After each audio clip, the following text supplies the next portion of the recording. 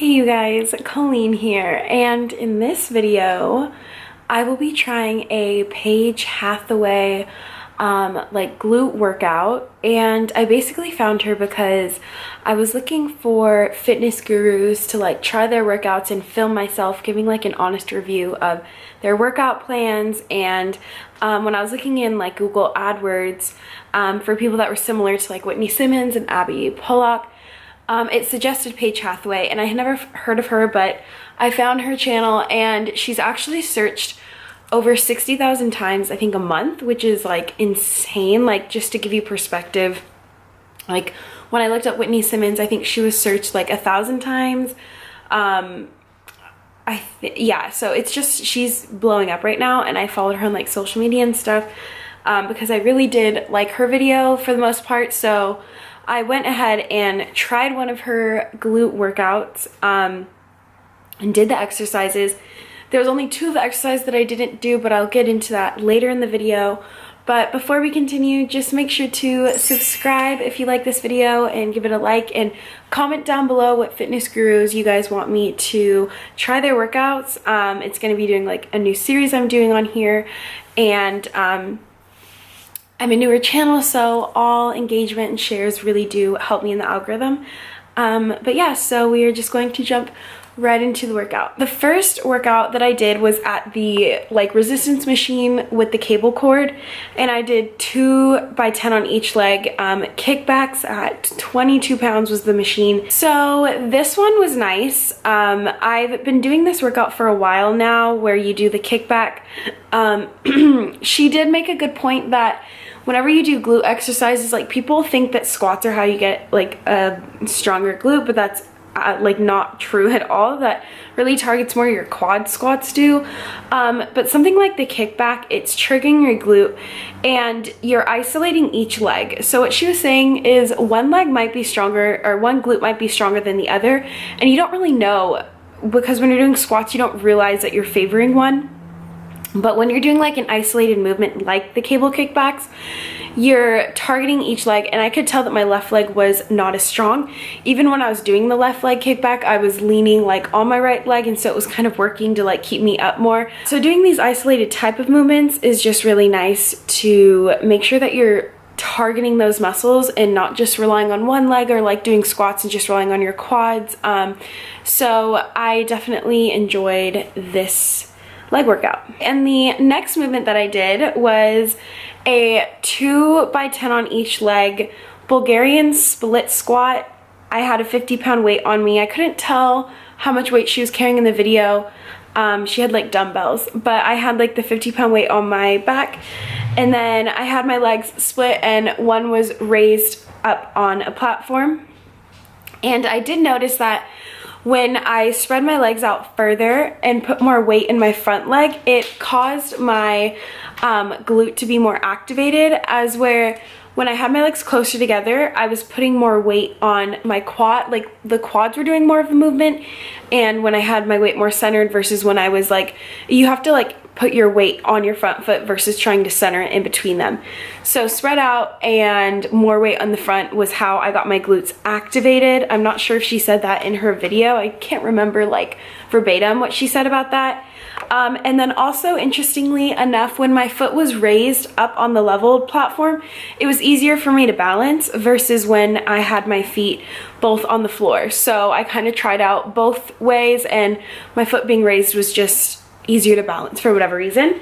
But yeah, I'm going to incorporate this one more into my workout. The next movement that I did was hip thrusters, and I had the 50-pound bar on my hips. Also, sometimes gyms have like cushions for those bars. I couldn't find one today, but if you are gonna do this movement, you might want to have like a cushioned, because it does hurt when you don't have one. But anyways, so I did the hip thrusters. I had my feet elevated because it allows you more range of motion. When your feet aren't elevated, you're really only getting like a little, like this much motion, whereas when you have your feet elevated, you can dip further down, which means more work when you're going up.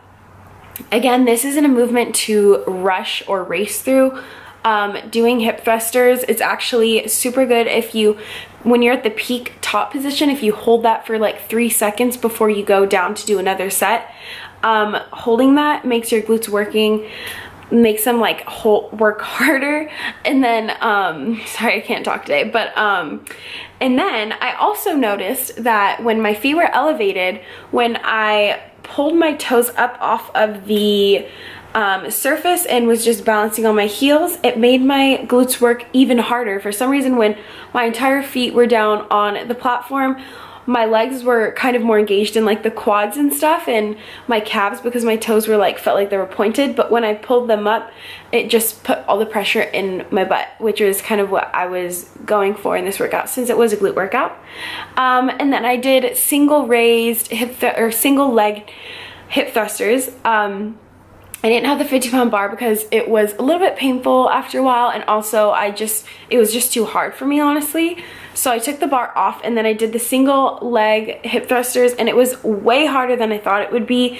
And it was nice because, going back to what Paige Hathaway said earlier, isolating your glutes is good because you don't realize one is stronger than the other. So when you isolate them, you're forcing both of your glutes to work out, and you're not dependent on one. So it was just way harder than I thought. But I think overall the hip thrusters was my favorite workout of this glute workout that I did. The next one was a good morning dip with, I did the 50-pound bar, and honestly this one I didn't really feel working me out that much. Like, I felt it as more of a stretch in my legs when I went down. It was kind of painful on my back and neck, and I just didn't feel my glutes really that activated. I could have been doing this workout wrong. I tried it with my legs bent, I tried them with them straight, I tried you know, I tried to go lower, and I just didn't really feel it. I felt it like a tad bit, and it's surprising because usually at the end of my workouts it will be harder to complete those motions because my body will be tired, but surprisingly enough this one was super easy. So it just, I think, was just an easy workout for me. I don't think I would ever incorporate this one into a glute workout moving forward. I might use it as like a way to stretch because it was nice, but then again it's kind of dangerous because if you fall and you have that bar behind you, you could get injured. So I honestly just didn't really like this workout. I could have just been doing something wrong, but it didn't really do anything for me, if I'm being honest. And then the two other workouts that she had in her video that I did not do was a pull through with the cable. So I talked about this, I think, in my Whitney Simmons video, but basically, like, whenever I do the pull throughs, I really don't feel it that much. Like, it just feels like an awkward movement to me. I get like Indian burn on the skin where the rope is, and it just doesn't really, I mean, I could just be doing it wrong, but I've never really felt like pull throughs were that good of a glute workout. I know like every workout person, every fitness guru I watch, they always do these pull throughs when they're doing their leg workout, so I'm probably just missing something, but I honestly don't really like them. And then she was doing like these frog dips on a bench, but the reason I didn't do those was because my gym was just so crowded I couldn't find a bench to like do them on, but I think I might try them in another video. They did look like kind of interesting, maybe if you're holding like a dumbbell, like a 10-pound weight or something also. But overall I did enjoy the workout. I thought that, you know, it was hard. My Whitney Simmons workout was like harder. I was more sore than my Paige Hathaway workout, and I did similar reps, similar weight, so I'm not sure why that was. But yeah, I'm not really that sore from my glute workout. It could be because I've been working out my glutes for so long that they're just really strong. I mean, who knows? But I would do another one of her workouts. I think I might watch her channel more because this is my first video I watched of her, and I did enjoy it, and she's blowing up right now, so there's obviously, you know, a reason behind that. So I think it would be interesting to kind of see more of her workout plans and more of what she does on a daily basis. But yeah, so overall there was just 2 workouts that I didn't get to, and then the good morning dips were just didn't work me out at all. It was more of a stretch, and then the hip thrusters were by far my favorite of the entire workout that I did. And yeah, so thank you guys so much for watching this video. Go ahead and comment down below what fitness gurus you want me to review and try their workouts, and I can get back to you guys and let you know how it went. But overall, thank you guys, and I really appreciate you watching this. Go ahead and subscribe if you haven't, because that really, you know, helps me out because I'm a newer channel. And like it, share, whatever you have to do. But yeah, thank you guys, and I will see you in the next video.